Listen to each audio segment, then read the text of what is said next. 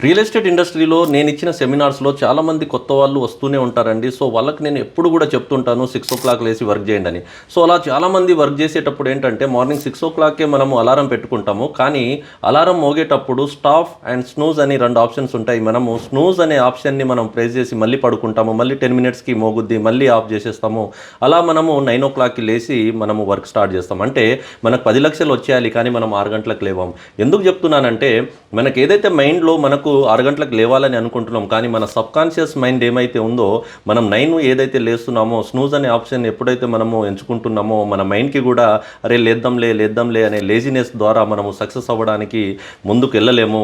So, ఖచ్చితంగా మనం success అవ్వాలి. రియల్ ఎస్టేట్‌లో బాగా సక్సెస్ అవ్వాలంటే ఎర్లీ మార్నింగ్ అవర్స్‌లోనే బిజినెస్ ఎక్కువగా ఉంటుంది.